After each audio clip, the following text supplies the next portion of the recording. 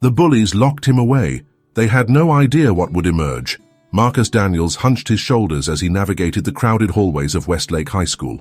At 15, he was of average height for his age, but his slender frame made him appear smaller than he actually was. His thick-rimmed glasses sat precariously on his narrow nose, constantly slipping down whenever he looked at his shoes, which was most of the time. His dark brown hair fell in messy waves over his forehead, partially hiding his hazel eyes that darted nervously from side to side. As the newest transfer student at Westlake, Marcus had quickly learned that invisibility was his best defense. He'd arrived just 3 weeks ago when his mother had accepted a position as a nurse at the local hospital. The move had been sudden, forcing Marcus to leave behind the few friends he'd managed to make at his previous school. What no one at Westlake knew was that for the past 6 years, Marcus had been training intensively in mixed martial arts. His father, before passing away from cancer 2 years earlier, had been a professional MMA fighter who had instilled in his son not just the physical techniques, but also the discipline and restraint that came with such training. "Power without control is nothing but danger," his father would say. "You fight only when there's no other choice, and you never use what you know to hurt someone weaker than you." Unfortunately, Marcus's desire to remain unnoticed had been thwarted. On his very first day by Trevor Watson, Westlake's self-appointed king of the junior class, Trevor stood an imposing 6 feet tall with broad shoulders shaped by years of football training. His short-cropped blonde hair and piercing blue eyes gave him the look of an all-American athlete, which he very much was. What wasn't apparent from his charming smile was the cruelty that lurked beneath. Trevor rarely operated alone. His constant shadows were Damon Pierce, a wiry track star with a perpetual sneer, and Kyle Brennan, whose hulking frame made him an intimidating presence despite his relative quietness. The three of them had spotted Marcus in the cafeteria that first day, singling him out with the predatory instinct of those who had long ago learned how to identify the vulnerable. "Hey, new kid," Trevor had called out, his voice carrying across the noisy cafeteria. "What's with the glasses? Can you even see through those things, or are they just for show?" Marcus had kept his head down, focusing on his sandwich. "Just ignore them. Don't engage. They'll get bored and move on." But they hadn't moved on. Instead, Trevor had sauntered over, Damon and Kyle flanking him like loyal lieutenants. "I'm talking to you, Four Eyes. Didn't your mama teach you it's rude to ignore people?" Marcus had finally looked up, his face carefully blank. "Sorry, I didn't. I realize you were talking to me." "Didn't realize," Trevor had mimicked, his voice rising to a mocking falsetto that made several nearby students snicker. "You're the only new kid with dorky glasses, aren't you?" That had been just the beginning. Over the next few weeks, Trevor and his crew had made it their personal mission to make Marcus's life miserable. They tripped him in the hallways, knocked books from his hands, and christened him with a series of increasingly unimaginative nicknames: Four Eyes, Scarecrow, Fresh Meat. Each morning Marcus woke up with a knot in his stomach, dreading the day ahead. Each night he went to sleep replaying the day's humiliations in his mind. Sometimes in the privacy of his bedroom, he would go through his training routines, his body flowing through the familiar motions with a precision that belied his apparent awkwardness at school. In those moments, he imagined standing up to Trevor, using his skills to put the bully in his place. But then he would remember his father's words and his mother's tired smile when she came home from her night shifts, and he would push those thoughts away. Fighting isn't the answer. It never is. Just keep your head down. It'll get better eventually. But it didn't get better. If anything, as Trevor realized that Marcus wouldn't fight back, the bullying intensified. The passive audience of students who witnessed these interactions grew accustomed to the dynamic, some even finding entertainment in Marcus's daily humiliations. Teachers seemed oblivious or, worse, indifferent. The only person who showed any kindness was Elena Rodriguez, a quiet junior who sat next to Marcus in chemistry. She never joined in the laughter when Trevor targeted him, and occasionally offered small gestures of solidarity, a sympathetic smile, an eye roll directed at Trevor's antics, or a helping hand when Marcus's belongings were scattered across the floor. "You shouldn't let them treat you like that," she told him once as they worked on a lab experiment together. Marcus had shrugged, adjusting his glasses. "It's not worth the trouble." Elena had given him a curious look. "Sometimes trouble finds you whether you're looking for it or not." Her words had proven prophetic the very next day. It was a Wednesday afternoon, and Marcus was running late for gym class after staying behind to finish a math assignment. The hallways were empty as he hurried toward the locker room, his gym bag slung over his shoulder. He didn't notice the three figures waiting around the corner until it was too late. Well, look who it is, Trevor's voice echoed slightly in the empty corridor. Late for something, fresh meat? Marcus froze, calculating his options. The gymnasium was still a good 30 seconds away if he ran, and there was no one else in sight. I'm just going to gym, he said evenly, trying to step around them. Damon moved to block his path. Coach Wilson won't mind if you're a little late. We wanted to have a chat. I don't want any trouble, Marcus said, his father's mantra echoing in his head. Trevor laughed, the sound harsh against the metal lockers. Trouble? No one's talking about trouble. We're just being friendly. He stepped closer, invading Marcus's personal space. You've been here, 3 weeks now? And I still don't feel like I know you, Marcus. It happened faster than Marcus could react, not because he couldn't have avoided it, but because he had been so focused on restraint that he'd let his guard down. Kyle and Damon grabbed his arms while Trevor opened one of the larger metal lockers that lined the hallway. What are you doing? Marcus asked, struggling now against their grip. He could have broken free, could have taken all 3 of them down in less than a minute.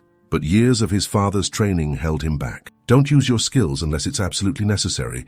Never become the aggressor. We thought you might enjoy some alone time, Trevor sneered, gesturing to the open locker. A little quiet reflection. Realization dawned on Marcus as they began to force him toward the locker. This is ridiculous, he protested, his restraint finally giving way to resistance. He tensed, preparing to break their hold, but Trevor's next words stopped him cold. Keep fighting and we'll make sure everyone knows what a freak you are. That video of you crying when we spilled milk on you, it'll be all over social media by tonight. There had been no tears, but Marcus knew the truth wouldn't matter. The threat of public humiliation, of his mother finding out and worrying even more than she already did, was enough to make him hesitate. That moment of hesitation was all they needed. With a forceful shove, they pushed him into the narrow locker. Marcus was slender enough to fit, though just barely. Before he could push back out, the metal door slammed shut and he heard the distinct click of a lock being snapped into place. Enjoy your stay, fresh meat. Trevor's voice came through the slats in the locker door, followed by the receding sound of laughter and footsteps. Marcus stood in shocked silence, his body awkwardly crammed into the confined space. The locker smelled of stale sweat and cheap cologne, the metal cold against his back. He pushed against the door, but it was solidly locked. He tried to call out, but the hallways remained silent. Everyone was already in class. Time passed with excruciating slowness.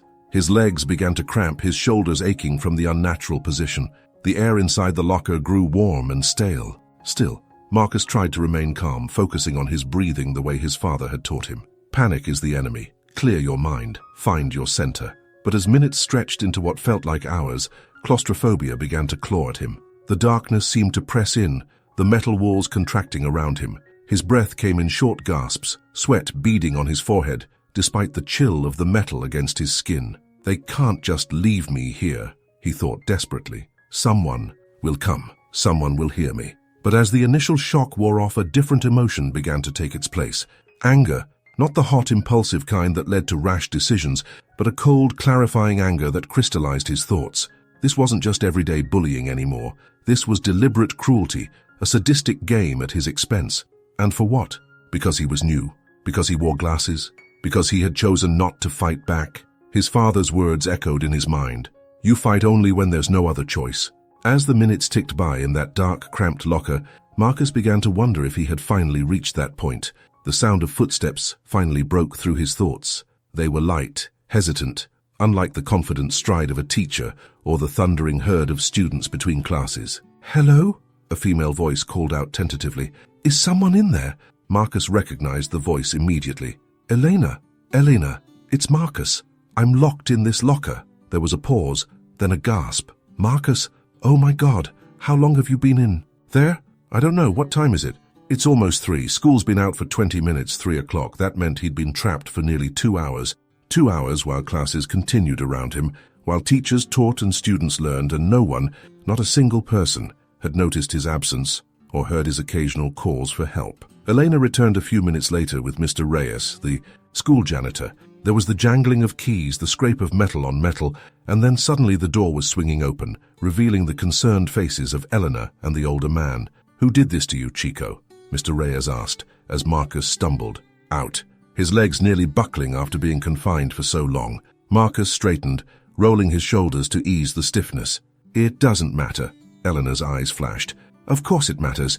This is assault, Marcus. We need to tell Principal Warner. Marcus shook his head, adjusting his glasses. No, that would just make things worse. That night, alone in his room, Marcus made his decision. He moved through his training routine with a deliberate slowness, each movement precise and controlled. No more hiding, no more enduring. Tomorrow would be different. The next morning, Marcus dressed with particular care, choosing clothes that allowed freedom of movement. He spotted Elena at her locker and detoured to greet her. "Morning," he said, surprising her with his directness. "Hey," she responded, taking in his changed demeanor with a curious glance.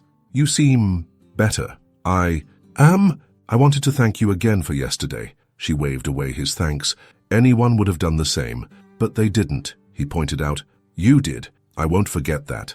The warning bell rang, cutting their conversation short. As they parted ways, Marcus caught sight of Trevor and his cronies further down the hall, huddled together and laughing. Their eyes met briefly, and Trevor's expression shifted from surprise to a mocking sneer. He mimed locking something and then pantomimed crying, causing Damon and Kyle to burst into fresh laughter. Marcus stared back, unflinching. Then, deliberately, he smiled. A small, cool smile that contained no humor, only promise. The unexpected reaction seemed to unsettle Trevor, whose sneer faltered for a moment before he turned away with exaggerated dismissal. By lunchtime, a subtle tension had developed. Marcus could feel it as he entered the cafeteria, carrying his tray to an empty table near the center of the room rather than his usual spot in the corner. He sat facing the entrance, a strategic choice that would allow him to see Trevor and his friends when they arrived. "Well, well," Trevor said, setting his tray down opposite Marcus. "Look who decided to come out of his locker." Damon and Kyle flanked him, chuckling at the joke. Marcus regarded them calmly, continuing to eat his sandwich. "Trevor. Oh, he knows my name." Trevor feigned surprise. "I'm honored. Did you enjoy your alone time yesterday, Fresh Meat? I heard you got really emotional." Around them, conversations had quieted as nearby students tuned in to the developing confrontation. Marcus was aware of the audience, but focused solely on the three boys before him. "Actually," he said evenly, "I did some thinking in there about choices." Trevor's eyebrows rose in mock interest. "Choices like what?" "Like the choice to hurt people who've never done anything to you, the choice to make yourself feel big by making others feel small." Marcus set down his sandwich, meeting Trevor's gaze directly. "The choice to be a coward." The cafeteria went silent. Trevor's face darkened, his casual cruelty giving way to genuine anger. "What did you just call me?" "You heard me," Marcus replied, his voice quiet but clear. "Only a coward needs two friends to lock someone in a locker. Only a coward picks on people who haven't fought back." Trevor stood abruptly, his chair scraping loudly against the floor. "You think I'm afraid? Of you, you're nothing, Four Eyes, nothing." Marcus remained seated, his posture relaxed despite the adrenaline beginning to course through his veins. "I never said you were afraid of me, Trevor. I said you were a coward. There's a difference." Trevor leaned across the table, his face contorted with rage. "After school behind the gym, then we'll see who's a coward." When the final bell rang, Marcus went to his locker methodically, taking only what he needed for homework and leaving the rest behind. He made his way toward the gymnasium, walking with the same purposeful stride he'd maintained all day. A stream of students flowed in the same direction, drawn by the promise of spectacle. The area behind the gym was a secluded courtyard, partially hidden from the main building by a row of trees. By the time Marcus arrived, a sizable crowd had gathered, forming a loose circle with Trevor, Damon, and Kyle at its center. "I didn't think you'd actually show up," Trevor said, his earlier anger now masked by a confident smirk. "Thought you might be hiding in another locker." Scattered laughter rippled through the crowd.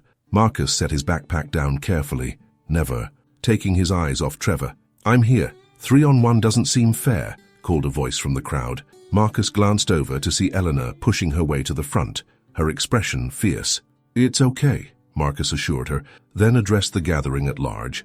"Actually, I agree. 3-on-1 isn't fair." He paused, looking at each of his tormentors in turn. "So who wants to go first?" Trevor's smirk faltered slightly at Marcus's unexpected confidence. "You think you're tough all of a sudden because you called me out in the cafeteria? Let's see how tough you are when—" He didn't finish the sentence. With a sudden lunge, Trevor swung a wild punch aimed at Marcus's face. It was telegraphed, clumsy, the attack of someone used to intimidation rather than actual combat. Marcus sidestepped it easily, his body moving on instinct, honed by years of training. The crowd gasped as Trevor's momentum carried him forward, stumbling past where Marcus had been standing. He whirled around, face reddening with embarrassment and renewed anger. "Lucky dodge," he snarled, advancing more cautiously this time. Marcus remained perfectly still, his hands held loosely at his sides. "Not luck," he said simply. Trevor attacked.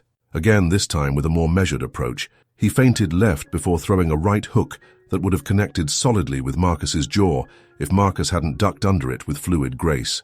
In the same motion, Marcus stepped inside Trevor's guard and delivered a precise strike to the solar plexus, just hard enough to expel the air from Trevor's lungs without causing lasting damage. Trevor doubled over, gasping, his eyes wide with shock. Before he could recover, Marcus swept his feet from under him with a textbook leg sweep, sending the larger boy crashing to the ground.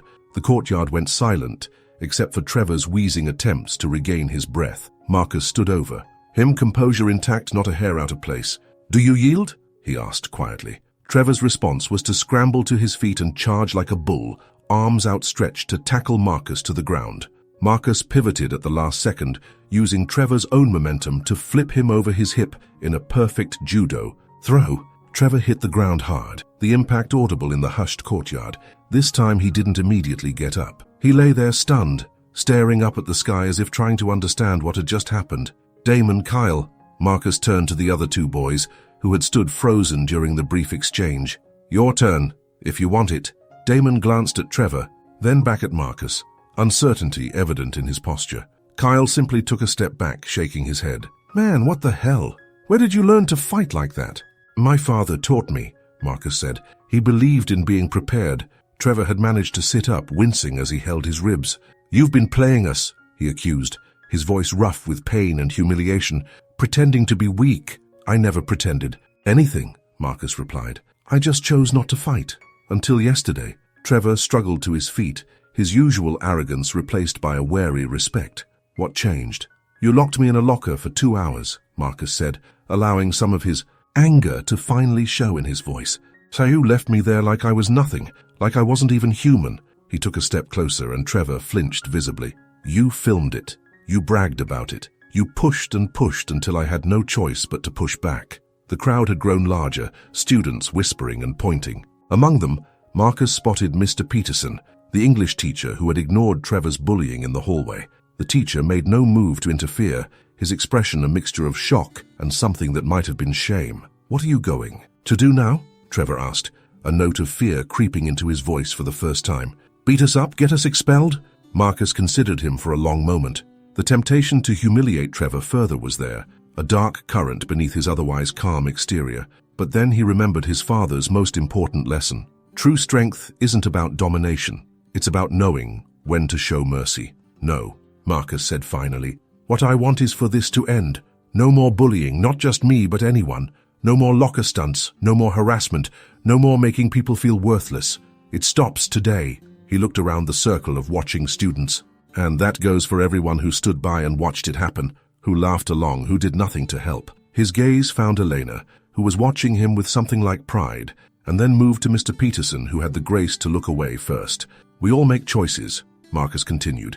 "Today, I'm choosing to walk away. I suggest you do the same. Trevor, find something better to do with your time than making other people miserable." With that, he picked up his backpack and turned to leave. The crowd parted for him, murmurs of amazement and respect following in his wake. He had almost reached the edge of the courtyard when Trevor's voice stopped him. "Marcus!" He turned back to see Trevor still standing in the center of the circle, his usual entourage conspicuously distanced from him. "I'm sorry," Trevor said, the words clearly difficult for him. "For the locker, that was too far." It wasn't a complete apology, and it certainly didn't erase weeks of torment, but it was something. Marcus nodded once in acknowledgement, then continued on his way, feeling lighter than he had in weeks. As he walked through the school parking lot, Eleanor caught up to him, slightly out of breath from running. "That was incredible," she said, falling into step beside him. "Where did you learn to fight like that?" "My dad was a mixed martial artist," Marcus explained. "He taught me since I was 9. "And you never said anything. You just let them bully you all this time." Marcus shrugged. "My dad always said fighting should be the last resort, not the first. I was trying to honor that." He paused, considering. I think today he would have approved. In the weeks that followed, Westlake High School experienced a subtle but definitive shift. Trevor and his friends kept their distance from Marcus, their usual swagger diminished. More surprisingly, they seemed to have taken Marcus's words to heart, their bullying of other students noticeably absent. Marcus found himself with an unexpected new status, not as a feared fighter or even a popular figure, but as someone who commanded respect. Students who had previously ignored him now greeted him in the hallways. Teachers who had overlooked the bullying suddenly found time to ask how he was adjusting to the school. One afternoon, about a month after the confrontation, Marcus was putting books away in his locker when a familiar voice spoke behind him. "Got a minute?" He turned to find Trevor standing there alone and visibly uncomfortable. The bruises from their fight had long since faded, but something about the way Trevor carried himself suggested a deeper, less visible change. "Sure," Marcus said, closing his locker. "What's up?" Trevor glanced around the busy hallway, then gestured toward an empty classroom. "Can we talk privately?" Curious, Marcus followed him into the room. Trevor closed the door behind them, then took a deep breath. "I wanted to apologize. For real this time." He met Marcus's gaze directly, something he'd avoided doing since their fight. "What I did to you, what we did, it was wrong. Not just the locker, but all of it." Marcus studied him, searching for signs of insincerity but finding none. "Why the change of heart?" Trevor ran a hand through his hair, a gesture of genuine discomfort. "My dad found out about the locker thing. Someone showed him the video." He grimaced. He was disappointed doesn't really cover it. Made me really think about, well, everything. Why I felt like I needed to put people down to feel good about myself. "And why did you?" Marcus asked, genuinely curious. Trevor shrugged, looking away. "I don't know, because it was easy, because people expected it from me, because it felt good to have power." He shook his head. "None of those are good reasons, I know that now."